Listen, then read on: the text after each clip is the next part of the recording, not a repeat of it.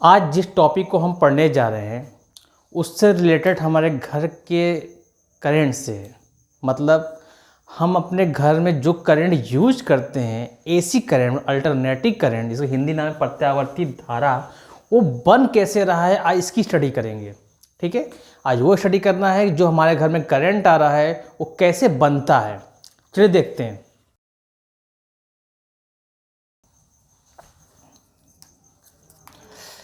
हम एक strong magnet लेते हैं, ठीक, इसके सामने ये भी करते हैं। ये वाला हिस्सा N है और N से मैग्नेटिक फील्ड निकलता है और ये हिस्सा क्या है S मैग्नेटिक फील्ड एंट्री करता है, आता है। एक आर्मेचर लेते हैं,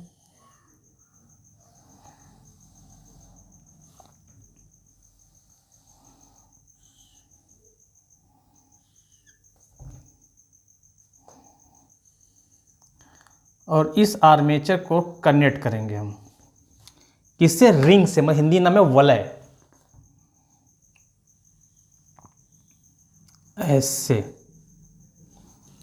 ठीक है। और इस वाले को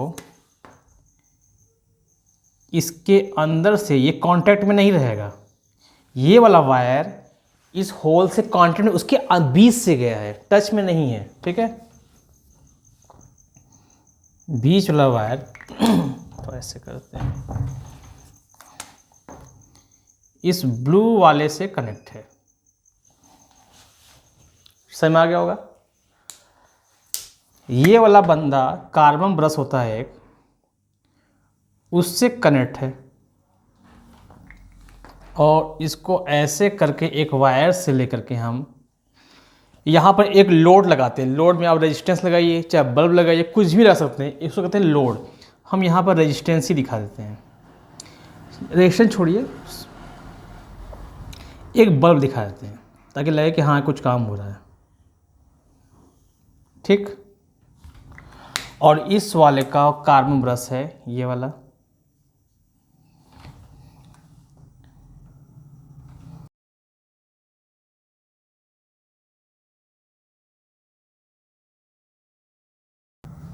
अब करते हैं नामकरण।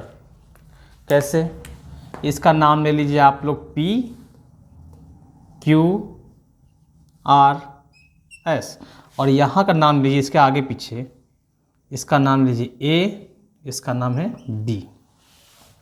यहाँ तो खेल थोड़ा सा इजी लग रहा है, इजी है भी। अब क्या हुआ, इस आर में पर मैग्नेटिक फील्ड किधर है, N से S, तो मैग्नेटिक फील्ड पर दिखाते हैं। मैग्नेटिक फील्ड का डायरेक्शन है इस साइड। अब ये जो आर्मेचर है कुछ ऐसा होगा, मान लीजिए आर्मेचर है P Q R S, P Q R S, ठीक है। ये बंदा आर्मेचर इन दो मैग्नेट के बीच में ऐसे ऐसे घूम रहा है, ठीक है। अगर ऐसे घूमेगा तो बीच का पोर्शन कांस्टेंट रुका रहेगा, लगेगा रुका हुआ स्थिर है, ये ऐसे है ना।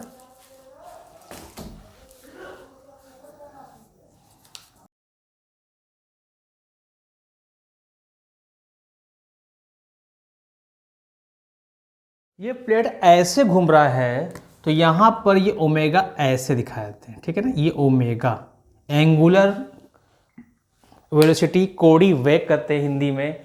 ये ऐसे घूम रहा है, अगर ऐसे घूम रहा है, ध्यान दीजिए, ऐसे घूम रहा है तो इस पोर्शन को अगर ध्यान से देखा जाए तो ये वाला पोर्शन जो फोर्स या वेलोसिटी ये इधर अंदर की ओर है, ठीक है ना, अंदर ये ऐसे घूम रहा है, और ये बाहर जा रहा है तो ये बाहर वेलोसिटी, चाहे फोर्स में रूप में करिए चाहे वेलोसिटी फॉर्म में करिए, तो वेलोसिटी फॉर्म में दिखाते हैं। क्या दिक्कत है, ये अंदर की ओर लग रहा है और ये बाहर की ओर, इसको वेलोसिटी से दिखाइए।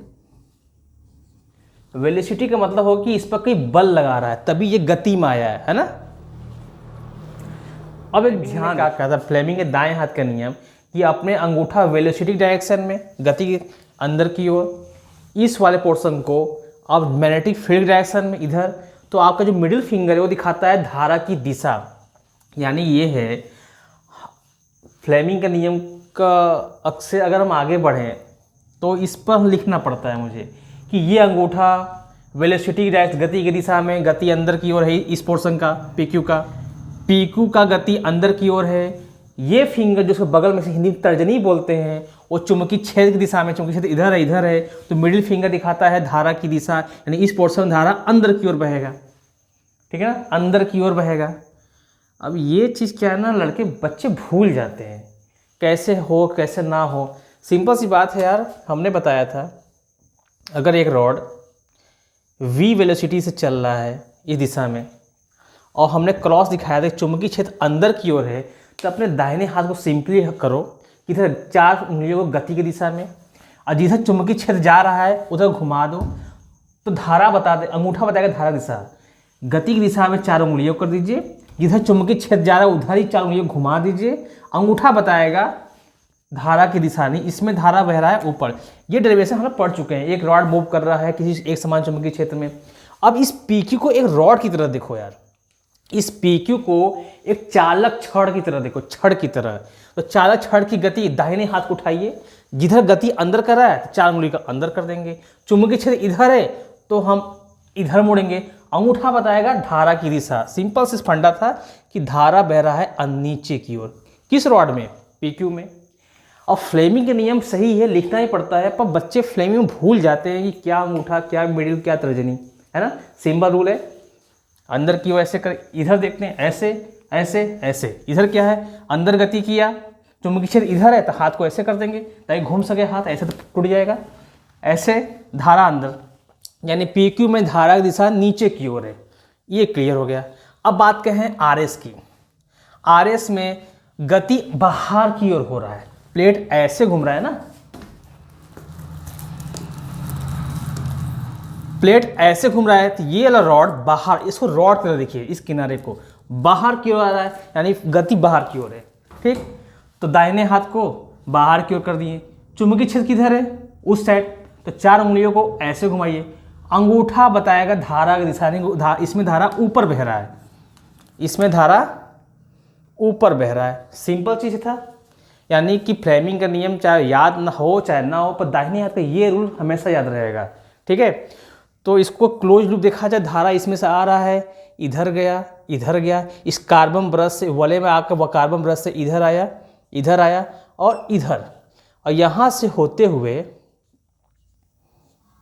ये ऐसे होते हुए एक क्लोज लूप में धारा बहने लगा। यानी इस सिचुएशन में धारा की दिशा क्या है प्रोफेसर, A to B है, यानी इसमें धारा, ये बल्ब जल जाएगा, यानी इसमें धारा क्या है, A से B की ओर फ्लो कर रहा है, ठीक है ना, सिंपल चीज। अब जरा ध्यान से देखिए, आर्मेचर को एक चक्कर पूरा लगाना है। एक चक्कर मतलब अगर ऐसे है तो ये हुआ आधा चक्कर, और फिर दोबारा ऐसे आया तो एक चक्कर, कैसे जैसे वैसे नाम इस पर कर देते हैं, ठीक। यहाँ पर क्या है P, तो यहाँ पर P और यहाँ पर भी P सेम साइड, यहाँ पर Q है तो पीछे भी सेम साइड Q, यहाँ पर क्या है R है तो इसके ठीक पीछे भी क्या होगा ये R, तो यहाँ पर R, यहाँ पर S तो इसके ठीक पीछे S, आगे पीछे सेम नाम होना चाहिए ना, ठीक। अब जरा ध्यान से देखिएगा, अब क्या हुआ, इसको आधा चक्कर लगवाते हैं। ये आर्मेचर ऐसे है, देखिए सेम टू सेम लग रहा है। अब ये ऐसे से जब ये A हुआ आधा चक्कर, है ना, ये हो गया आधा चक्कर। आधा चक्कर बाद खेल क्या होता है उससे पर ध्यान देते हैं कि मेरा PQ रॉड छड़ जो है या तार कह सकते हैं इस आर्मेचर का, हमारा इस ब्लैक वाले इससे कनेक्ट है ना, और RS वाला इस नीले वाले से कनेक्ट है। ये कनेक्शन छोड़ नहीं सकता, इसमें गोल गोल रॉड ये तार जो घूमता रहता है ऐसे ऐसे, ठीक है ना। एक डायग्राम और बनाते हैं, चलिए।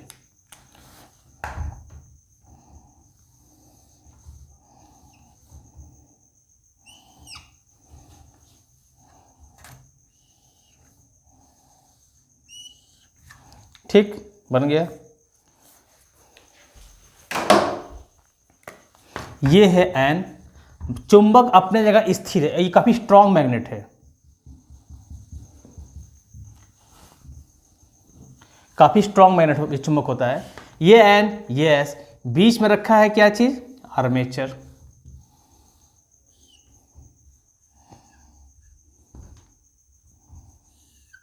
और चुंबकीय क्षेत्र की दिशा क्या है? इस साइड ही। और एक्सिस अब भी ऐसे ही घूम रहा है। ठीक है ना, सिंपल लग रहा है ना? ठीक, अब नामकरण पहले करते हैं कि भैया इनका नामकरण किया जाए। पहले कैसे था? सेम, नीचे P Q R S, आधे चक्कर बाद ये ऐसे हो गया। तो जैसा नाम लिखा है हम वैसा यहाँ पर लिख देते हैं। क्या लिखा है यहाँ पर? यहाँ पर R, यहाँ पर S, यहाँ पर Q, यहाँ पर P। ठीक है, एकदम क्लियर। चलिए ये हो गया। अब जो ध्यान देना है ये कि मेरा जो PQ छड़ तार है इस साइड का पोर्शन वो ब्लैक वाले से ही कनेक्ट है। हम यहाँ पर ब्लैक वाला बनाते हैं पहले, और उसके ठीक नीचे है नीला वाला।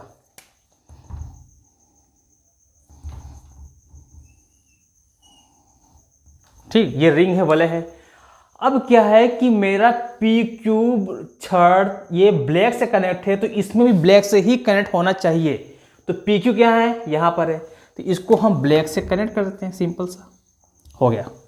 ठीक है, ये मोमेंट नहीं कर रहा, ये फिक्स है, ये फिक्स है, ये रिंग फिक्स है, बस यही घूम रहा है बस। ठीक है ना। और मेरा RS किससे कनेक्ट है? नीले वाले से, तो RS चला जाएगा नीले वाले में, इससे कांटेक्ट में नहीं है भैया एकदम, ये ऐसे। ठीक, और यहाँ पर कार्बन ब्रश, सॉरी यहाँ नहीं था, यहाँ था कार्बन ब्रश, उधर ही है ना इस साइड, तो यहाँ भी यहीं कांटेक्ट में रहेगा। और ये ऐसे फिगर है, यहाँ पर ऐसे कर दिए थे, बल्ब लगा दिए हैं, और यहाँ पर नीला ब्रश यहीं पर रहेगा, वो अपना जगह चेंज नहीं करेगा क्योंकि बस टच में, बस ऐसे टच में है और ये घूमता रहता है।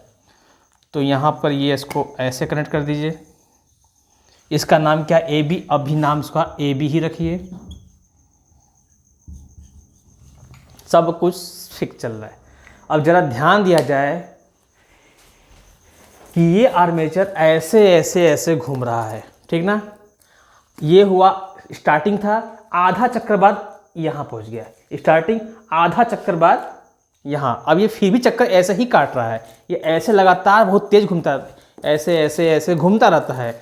यानी कि हम ये कहेंगे कि अब भी ये वाला पोर्शन अंदर की ओर गति कर रहा है और ये वाला पोर्शन बाहर की ओर गति कर रहा है। ठीक ना। फ्लेमिंग का नियम या नॉर्मल नियम, ये दाहिने हाथ का क्या हो रहा है? अब RS पर देखते हैं। RS का ये तार अंदर की ओर गति कर रहा है, हम चलेंगे अंदर की ओर। ठीक, चुंबकीय क्षेत्र इधर है तो हम चुंबकीय से घुमा देंगे, धारा बहेगा नीचे की ओर। ठीक है, धारा बहा देते हैं नीचे की ओर। ये अरे यार, धारा बह गया नीचे की ओर। अब PQ को देखते हैं। PQ बाहर आ रहा है, चुंबकीय क्षेत्र उधर उस साइड, PQ बाहर आ रहा है, गति, चुंबकीय क्षेत्र उस साइड है, उधर विचार में जाएगा ऐसे, अंगूठा ऊपर, धारा इसमें बह रहा है ऊपर की ओर। ठीक, इसको क्लोज लूप बनाते हैं। ये धारा यहाँ से आया, यहाँ आया, यहाँ आया, यहाँ आया, यहाँ, ये अंदर से होते हुए ऐसे ऐसे, और ये वाला बंदा ऊपर की ओर है तो हाँ ये क्रॉस हो जाएगा, यहाँ ब्लास्टिंग नहीं होगा, ऐसे ऐसे क्लोज लूप बन गया ना, धारा क्लोज लूप हो गया। लेकिन अब ध्यान दीजिए कि ये तार इसमें कंट्रोल नहीं, इसके बीच से गया हुआ है ना, टच में नहीं है ये। यहाँ से करते हैं। धारा का दिशा क्या है इसमें? B to A।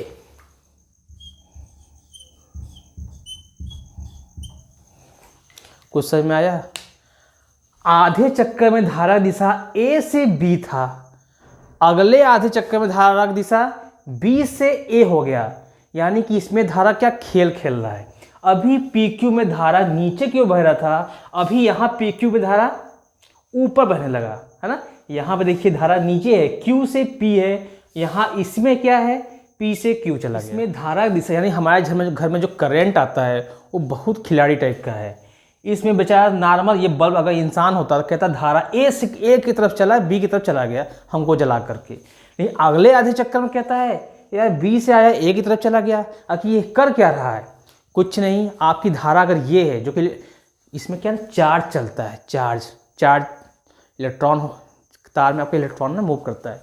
आपका ये इलेक्ट्रॉन मान लीजिए है वो इस पोजीशन से इधर जाता है, फिर वापस आता है, फिर इधर जाएगा, फिर वापस आएगा, और ये 1 सेकंड में 50 बार करता है। इसीलिए हर डिवाइस, इलेक्ट्रिक डिवाइस इंडिया में जो बिकती है उसके पीछे लिखा रहता है 50 हर्ट्ज पर ये डिवाइस काम करेगा, उससे नीचे नहीं चलेगा और उससे ऊपर ये जल जाएगा। मतलब ये क्या हुआ, 1 सेकंड में ये इलेक्ट्रॉन इधर गया, इधर आया, इधर गया, इधर आया, ये एक चक्कर हुआ। ऐसा ये 50 बार करता है 1 सेकंड में। इधर गया मैक्सिमम करंट, इधर आया करंट 0, फिर यह मैक्सिमम करंट अपोजिट डायरेक्शन में, फिर यहाँ करंट 0। हमारे घर में जो एसी करंट आती है वो 50 बार जल रहा है 1 सेकंड में, 50 बार बंद हो रहा है, पर हमारी आंखें कैच नहीं कर पा रही हैं। लगता है कि कांस्टेंट लाइट जल रही है। जो बल्ब जल रहा है ना वो लगातार 1 सेकंड में अंधेरा उजाला करता रहता है, पर हमारी आंखें इतनी स्ट्रांग नहीं, ये कैच कर पा रही हो। ठीक है, यानी कि हर डिवाइस के पीछे, चाहे बल्ब लीजिए या चार्जर लीजिए, कुछ भी लिखा रहेगा या स्पीकर या टीवी 50 हर्ट्ज। मतलब आपका जो करंट है, मतलब इलेक्ट्रॉन है, वो ऐसे ऐसे ऐसे ऐसे 1 सेकंड में 50 बार कर दिया। ये आर्मेचर भी काफ़ी हाई स्पीड से घूमता है, तब जाकर घर में करंट पैदा होता है। इसका इस पूरे सिस्टम को डायरेक्टली टरबाइन ही कहते हैं। अगर यानी कि 2 स्ट्रॉन्ग मैग्नेट के बीच में इसमें एक तार लपेट कर हम इसको बस घुमाने लगे थोड़ा तेज हाई स्पीड में, तो सिस्टम में करंट पैदा हो जाएगा। पर इसको घुमाए कोई इंसान घुमाए, किसी जुगाड़ से, टेक्नोलॉजी से, या कुछ भी करके, घिरनी लगा करके, पुली लगा करके, जो भी करके, या साइकिल पीछे बांध करके ऐसे ऐसे करते रहे, ये घूमता रहे बहुत तेज, है ना, ये लगातार घूमता रहे। इसके घूमने से ही तो करंट पैदा हुआ। इसको मैं हाथ से घुमाऊं या किसी अलग माध्यम से, सबसे इजी तरीका होता है कि ऊपर से पानी बहुत तेज़ आ रहा है, इसको ऐसे रख दें, पानी ये गिरेगा और ये बहुत तेज़ घूमता रहता है। इसका नाम ही टरबाइन है। जो कहते हैं बांध में जो पानी है उससे बिजली पैदा हो रहा है, वही करता है कि बांध के ऊपर पानी नहीं गिराते हैं, इसके आर्मेचर पर गिराते हैं, और ये आर्मेचर बहुत तेज़ पानी के फ्लो से टकरा के घूमने लगता है, वहाँ से पैदा होता है इस सिस्टम में करंट। ठीक है, सबसे इजी लगता है पानी गिराना, या और भी तरीके हैं। थर्मल पावर प्लांट में क्या होता है, पानी को गर्म करके कंप्रेसर में कलेक्ट करते हैं, उस पर स्टीम गिराते हैं, भाप गिराते हैं हाई स्पीड से, हाई प्रेशर से। उस प्रेशर के टकराने से ये टरबाइन घूमने लगता है, उससे भी बिजली पैदा होता है। थोड़ा सा इसमें एक चीज़ भूल गए हम लोग, कि क्या Q से R करंट नहीं बह रहा है? अरे इसमें भी करंट बह रहा है भाई, क्यों भूल जाए, इसमें भी करंट बह रहा है, इसमें भी करंट, सॉरी डायरेक्शन उल्टा बना दिए, इसमें भी करंट फ्लो, क्लोज लूप है, हवा थोड़ा है, इसमें भी करंट फ्लो कर रहा है। अब लीजिए स्क्रीनशॉट। अब मैं इसको ग्राफ के फॉर्म में कन्वर्ट करने वाला हूँ, ताकि अगला डेरिवेशन जो टॉपिक आने वाला है काफ़ी इंटरेस्टिंग है, पर मैं डायरेक्ट समझाने से पहले इसको मैं ग्राफ में कन्वर्ट कर दूंगा तो वो काफ़ी आसान लगेगा। ठीक है, तो इसको ये वाला हिस्सा मिटा देते हैं।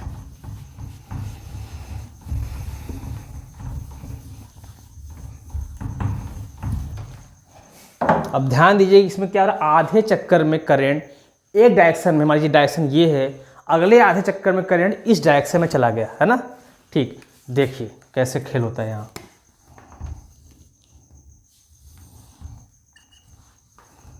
ये करंट का डायरेक्शन है, धारा का। ये रेफरेंस पॉइंट 0 मान लेते हैं, ऊपर प्लस लेंगे, नीचे माइनस लेंगे। ठीक, घर में 5 एम्पीयर करंट आता है। अब क्या हुआ, हमने कहा इस सिस्टम में चार्ज को कैसे खिलवाड़ करता है कि हमारा इलेक्ट्रॉन चुपचाप आराम से तार के अंदर बैठा रहता है, इसके घूमने से वो डिस्टर्ब हो जाता है, तो वो बंदा सन से इधर जाएगा, और जब प्लेट घूम के वापस आएगा तो फिर यहाँ आएगा, फिर इधर जाएगा और फिर इधर आएगा। यानी ये गया ये 5 एम्पीयर मैक्सिमम करंट, फिर करंट 0 होता है, फिर दूसरे डायरेक्शन में फिर मैक्सिमम करंट 5 एम्पीयर और फिर यहाँ आता है।